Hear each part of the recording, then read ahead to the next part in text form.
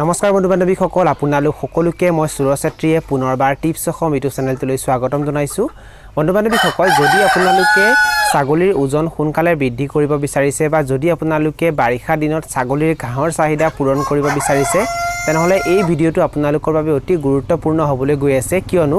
এই ভিডিওটোত মই আপোনালোকক 10 বিধ এনে ঘাঁহৰ নাম জনাম যদি আপোনালোকে এই ঘাঁহখিনি ছাগলীক খাবলৈ দিয়ে তেতিয়া সিহঁতৰ ওজনো বৃদ্ধি হ'ব লগতে আপোনালোকে সিহঁতৰ ঘাঁহৰ চাহিদাও পূৰণ কৰিব পাৰিব এই ভিডিওটো আপোনালোকে প্ৰথমৰ পৰা শেষলৈ ভালদৰে চাব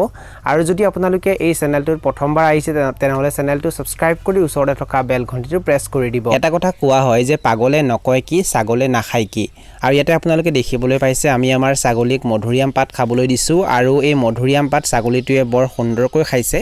যদি আপোনালোকে ছাগলীক মধুৰিআম পাত খাবলৈ দিয়ে তেতিয়া ই সিহঁতৰ ওজন বৃদ্ধি কৰাৰ লগতে সিহঁতৰ পেটৰ সমস্যাও নাইকিয়া কৰে চাওক ছাগলীৰ যদি ডায়েৰিয়া হয় বা ছাগলীৰ যদি পাতলা পায়খানা হয় তেতিয়া আপোনালোকে ছাগলীক মধুৰিআম পাত খাবলৈ দিব পাৰে বা মধুৰিআম পাতৰ ৰস সিহঁতক খাবলৈ দিব পাৰে যদি আপোনালোকে ছাগলীক মাজে মাজে মধুৰিআম পাত খাবলৈ দি থাকে তেতিয়া সিহঁতৰ সাধাৰণতে পেটৰ সমস্যা নহয় সিহঁতৰ যিটো পাতলা পায়খানাৰ সমস্যা হয় সেই সমস্যাটো সাধাৰণতে দেখিবলৈ পোৱা নাযায়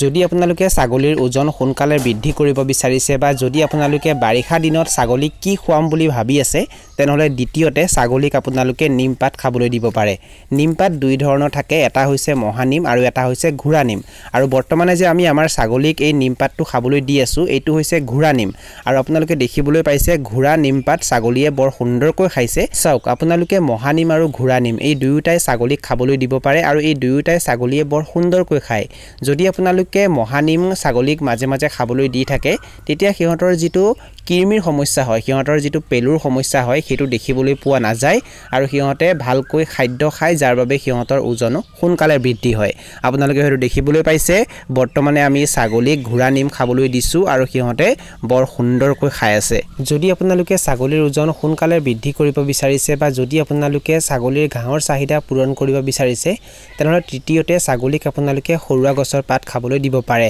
সৰুৱা গছৰ পাত ছাগলীয়ে বৰ সুন্দৰকৈ খায় আৰু ইয়াতে আপোনালোকে দেখিবলৈ পাইছে আমি আমাৰ ছাগলীক সৰুৱা গছৰ পাত খাবলৈ দিছো আৰু এই ছাগলীটোৱে সৰুৱা গছৰ পাত বৰ সুন্দৰকৈ খাই আছে সৰুৱা গছৰ পাত সাধাৰণতে পুখুৰীটো দিয়া হয় আৰু কোৱা হয় যে এই সৰুৱা গছৰ পাত মাছেও বহুত ভাল পায় আৰু এই সৰুৱা গছৰ পাত মাছে বহুত ভালকৈ খায় যদি আপোনালোকে ছাগলীৰ ওজন সোনকালে বৃদ্ধি কৰিব বিচাৰিছে তেনেহলে 4 নম্বৰতে ছাগলীক আপোনালোকে আহত গছৰ পাত খাবলৈ দিব পাৰে আপোনালোকে হয়তো ইয়াত দেখিবলৈ পাইছে আমি আমাৰ ছাগলীক আহত গছৰ পাত খাবলৈ দিছো আৰু আহত গছৰ পাত এই ছাগলীবোৰে বৰ সুন্দৰকৈ খাই আছে যদি আপোনালোকে ছাগলী পালন কৰে আৰু ছাগলীৰ ওজন আপোনালোকে সোনকালে বৃদ্ধি কৰিব বিচাৰিছে তেনেহলে 5 নম্বৰতে ছাগলীক আপোনালোকে সজিনা গছৰ পাত খাবলৈ দিব পাৰে চাওক আপোনালোকৰ ঘৰত সাধাৰণতে যিটো সজিনা গছ থাকে য'ত সজিনা লাগে সেইটো গছৰ পাতো আপোনালোকে সিহঁতক খাবলৈ দিব পাৰে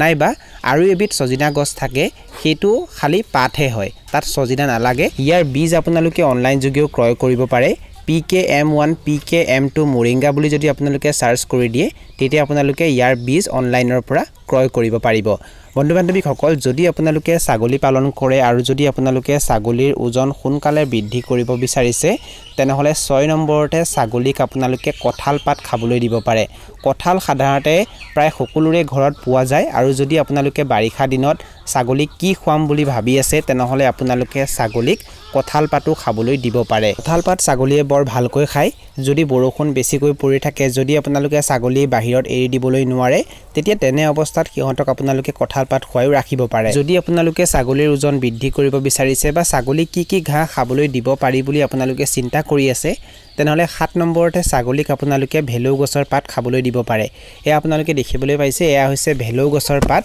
আৰু ইয়াতে আপোনালোকে হয়তো দেখিবলৈ পাইছে ভেলৌ গছৰ পাত আমি ছাগলীক খাবলৈ দিছো আৰু ছাগলীয়ে এই ভেলৌ গছৰ পাত বৰ সুন্দৰকৈ খাই আছে ভেলৌ গছৰ পাতো আপোনালোকে মাজে মাজে ছাগলীক খুৱাই ঘাঁহৰ চাহিদা পূৰণ কৰিব পাৰে যদি আপোনালোকে ছাগলীৰ ওজন বৃদ্ধি কৰিব বিচাৰিছে বা যদি আপোনালোকে ছাগলীৰ ঘাঁহৰ চাহিদা পূৰণ কৰিব বিচাৰিছে তেনেহলে 8 নম্বৰতে ছাগলীক আপোনালোকে আম গছৰ পাত খাবলৈ দিব পাৰে ছাগলীয়ে আম পাত বৰ ভালকৈ খায় আৰু কেৱল আম পাতেই নহয় সিহঁতক যদি আপোনালোকে আমো খাবলৈ দিয়ে সেয়াও বৰ ভালকৈ খায়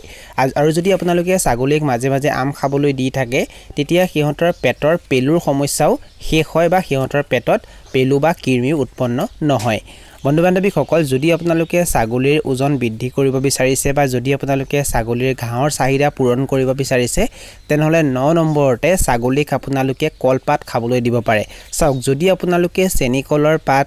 ছাগলীক বেছিকৈ খাবলৈ দিয়ে তেতিয়া কিন্তু সিহঁতৰ পেটত পেলু বা কিৰমি হোৱাৰ সম্ভাৱনা থাকে সেই কাৰণে সিহঁতক আপোনালোকে চেনি কলৰ পাত খাবলৈ নিদিব সিহঁতক আপোনালোকে ভীম কলৰ পাত খাবলৈ দিব ভীম কলৰ পাত খালে সাধাৰণতে ছাগলীৰ একো অপকাৰ বা অনিষ্ট নহয় যদি আপোনালোকে ছাগলীৰ ওজন সোনকালে বৃদ্ধি কৰিব বিচাৰিছে বা যদি আপোনালোকে ছাগলীৰ ঘাঁহৰ চাহিদা পূৰণ কৰিব বিচাৰিছে তেনেহলে 10 নম্বৰতে ছাগলীক আপোনালোকে চুবাবুলৰ পাত খাবলৈ দিব পাৰে চাওক বন্ধু বান্ধৱীসকল চুবাবুলৰ পাতত প্ৰটিন বেছিকৈ থাকে যাৰ কাৰণে চুবাবুলৰ পাত খালে ছাগলীৰ ওজন সোনকালে বৃদ্ধি হয় সেই কাৰণে যদি সম্ভৱ হয় আপোনালোকে ছাগলীক মাজে মাজে চুবাবুলৰ পাত খাবলৈ দিব